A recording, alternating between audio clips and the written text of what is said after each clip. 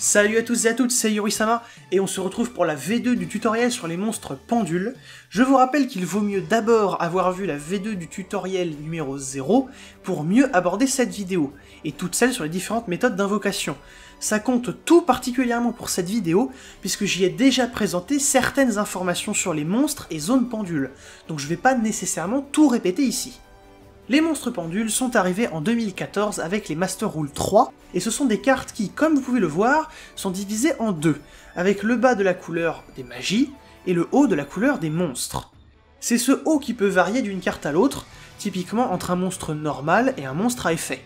Le côté carte magie étant, vous l'aurez deviné, la composante pendule de la carte, d'où le fait que ça soit la partie commune à toutes les cartes pendules.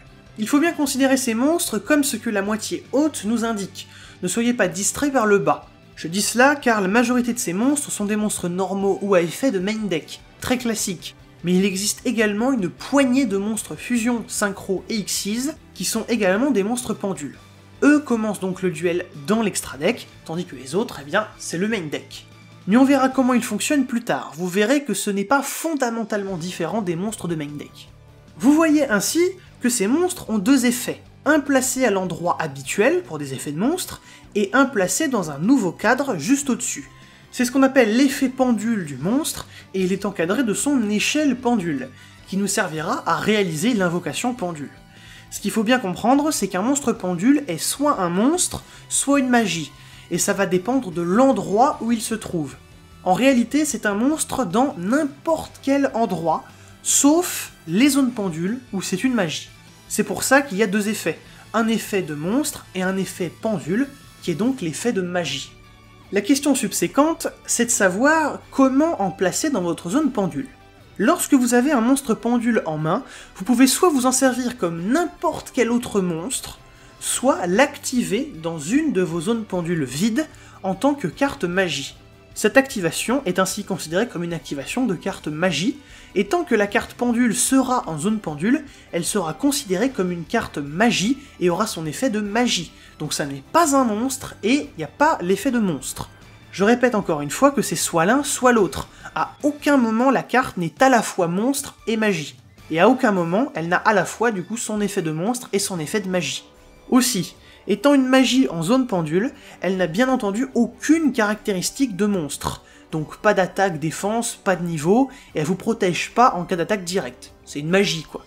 Pour ce qui est de ce qu'elles sont en zone pendule, ces cartes se comportent exactement comme des magies continues, juste qu'elles ne sont pas considérées comme telles. Ce sont des magies et rien de plus spécifique. Ça c'est donc la façon normale de les activer en zone pendule, comme ça serait la façon normale d'activer n'importe quelle carte magie à vrai dire. Mais il existe bien entendu des effets qui peuvent placer des pendules en zone pendule de diverses façons. Par exemple, le magicien sage-œil. Maintenant que vous avez compris comment on les plaçait, et on les activait en l'occurrence surtout, vous avez bien noté qu'on a deux zones pendules, et ce n'est pas pour rien.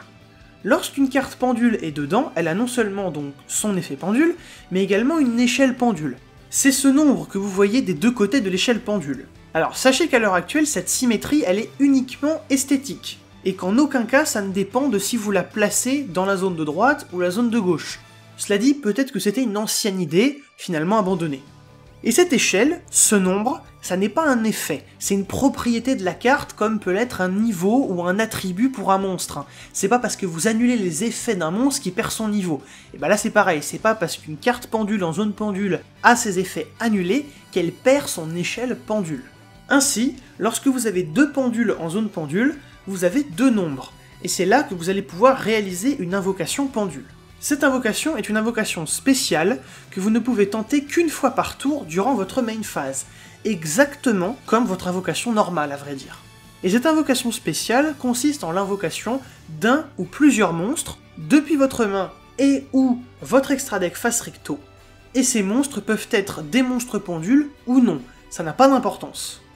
La subtilité étant que les niveaux des monstres que vous invoquez doivent être compris entre vos échelles pendules. Donc si je place des échelles 1 et 8, je peux donc invoquer par pendulation des monstres de niveau 2, 3, 4, 5, 6 et ou 7 via mon invocation pendule. C'est au choix, je peux mélanger les niveaux, et ça dépend donc entièrement de mes échelles pendules. Comme vous pouvez le voir à l'écran, on peut le représenter comme un ensemble de nombres dont les bornes sont exclues. Si vous avez fait un peu de maths, ça peut vous aider à mieux vous figurer la chose. Mais bon, bien entendu, on prend que les nombres entiers, il n'y a pas de niveau 3,2 ou je ne sais quoi, ça va de soi. C'est donc une seule et unique invocation d'un ou plusieurs monstres en simultané. Ce qui veut dire que si cette invocation est annulée, alors ça touchera tous les monstres en même temps. Et vous m'avez bien entendu tout à l'heure, j'ai dit main et ou extra deck face recto. Avoir des monstres en main, ça vous voyez. Mais pourquoi l'extra deck face recto? Eh bien comme je l'avais évoqué dans le tuto sur le terrain, les monstres pendules peuvent, au cours du duel, se retrouver dans la partie face recto de votre extra deck.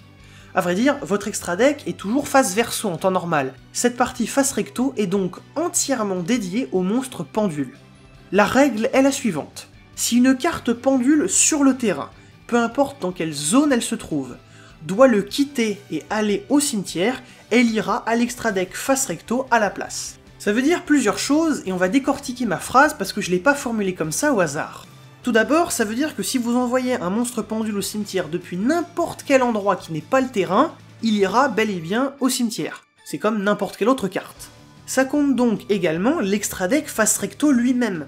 Si vous l'envoyez au cimetière depuis là, par exemple s'il est détruit depuis là, eh bien il ira bien au cimetière et ne restera pas dans l'extra deck.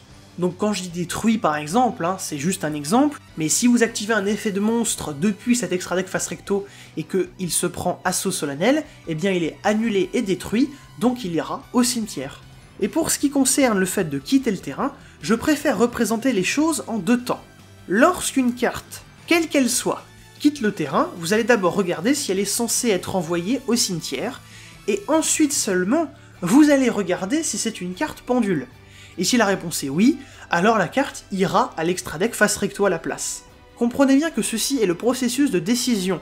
Vous n'allez pas envoyer physiquement la carte au cimetière dans un premier temps pour ensuite éventuellement la redéplacer vers l'extra deck. Mais cette façon de penser la chose, c'est très pratique pour comprendre le cas suivant. Macrocosmos et les effets du même genre. Si un effet oblige les cartes qui doivent aller au cimetière à être bannies à la place, ça touchera également les cartes pendules qui quittent le terrain. Si on reprend notre schéma de processus de décision, on répond non à la première question. La carte ne va pas au cimetière puisqu'elle est bannie à la place. Donc, à aucun moment, on ne regarde si c'est une carte pendule ou non. Donc ça n'entre pas en jeu. Et pour ce qui est de fissures dimensionnelles, qui ne bannit que les monstres, eh bien il faut regarder la nature de la carte sur le terrain quand elle doit le quitter, ainsi que la nature qu'elle aura dans le cimetière. Et ce, même pour les pendules, on vérifie ce que ce serait théoriquement si ça allait au cimetière, même si effectivement dans les faits ça va dans l'extra deck. Donc, si une carte pendule quitte le terrain alors qu'elle est un monstre, elle sera bannie. Mais si c'est une magie quand elle est sur le terrain, alors elle ne sera pas bannie par fissure. Et si je dis qu'il faut vérifier les deux étapes, c'est parce que, par exemple, pour la catégorie des monstres pièges qui sont uniquement des monstres sur le terrain, et pas qui sont les deux à la fois, ils ne sont pas bannis sous fissure non plus. Certes, ils quittent le terrain en tant que simples monstres, mais ils seront des pièges au cimetière, donc ils ne sont pas bannis au final. C'est un peu ici l'inverse des pendules, mais reste qu'ils ne sont pas des monstres dans les deux endroits, donc ils sont pas non plus bannis. Pour reprendre un exemple qui ressemble plus au pendule, le renoncé peut s'équiper d'un monstre, ce qui en fait une magie d'équipement. Si le monstre équipé quitte le terrain ainsi, il ne sera pas banni sous fissure.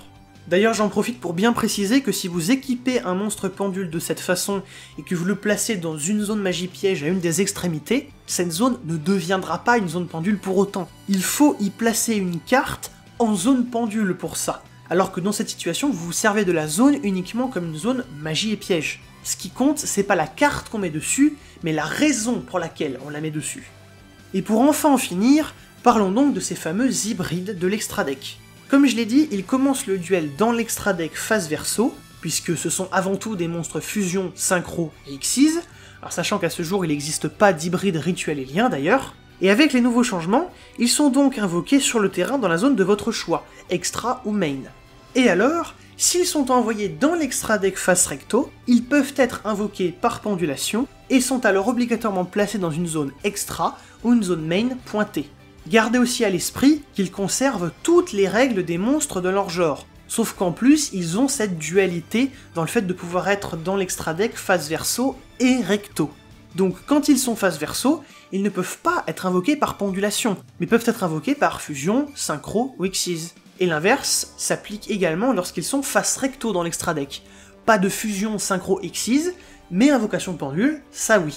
Bien retenir aussi qu'ils doivent avoir été invoqués par leur méthode d'invocation respective pour pouvoir être invoqués par pendulation. L'extra deck face recto étant après tout également un endroit public, contrairement aux face verso.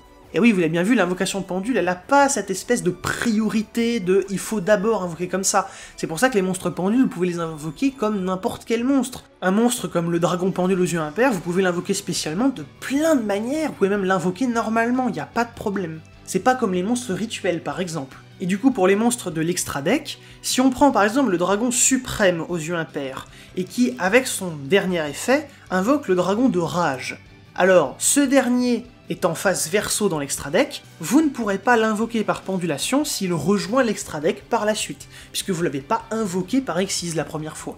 Et d'ailleurs ça me donne une transition toute trouvée pour le tout dernier point que je vais aborder à propos des Xyz pendules justement. Je ne parle que de niveau depuis tout à l'heure, alors que les Xyz ont un rang. Ça explique donc pourquoi vous pouvez lire une condition qui vous permet de l'invoquer par pendulation sous certaines conditions, car sans ça, il ne serait pas invocable par pendulation.